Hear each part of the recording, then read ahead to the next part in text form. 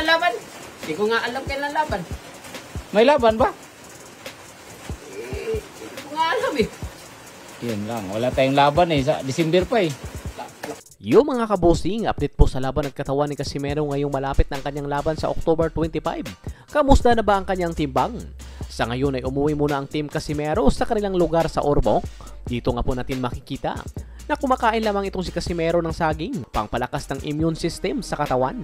Si Casimero na rin ang nagsasabi na malaki pa ang kanyang timbang, pero kung ating makikita sa kanyang katawan, ay batak na ito. Bago nga po umuwi ang Team Casimero sa kanilang lugar, ay na-interview ito sa Japan sa isang retiradong Japanese boxer na si Valentin Hosokawa na ngayon ay isa ng vlogger.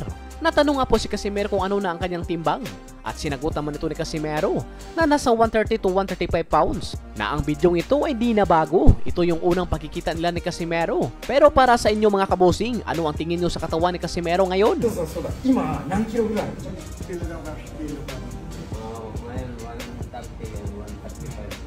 Yung timbang natin, alalahanin nyo. Malapit ang laban, tapos mataba pa tayo. Malapit pang timbang.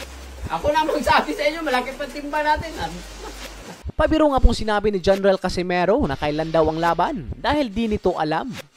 Kung saan sumagot naman itong si Kuya Lods na mayroon ba daw laban? Saad nga po nito, yun lang, wala pong laban dahil sa Disyembre pa daw. Anong masasabi nyo dito mga kabosing? Baka ito ang dahilan kung bakit umuwi muna ang Team Casimero sa kanilang lugar. Kaya abang-abang lang mga kabosing sa karagdagang balita dahil joke-joke lang ito ng magkapatid. Kita naman natin sa katawan ni Casimero. Kunti na lang ay makuha na nito ang weight limit sa 58 kilograms. May laban ba? Hindi ko nga alam eh. Yun lang, wala tayong laban eh. Sa December pa eh. Laki pa din natin. Akalain mong simple lang itong ginagawa sa pagtira ni Casimero ng mitts pad. Isa nga po ito sa kanyang signature punch kung saan marami na nga pong nadali dito. Tulad na lang sa laban nito kay Pilipos Ngitomba.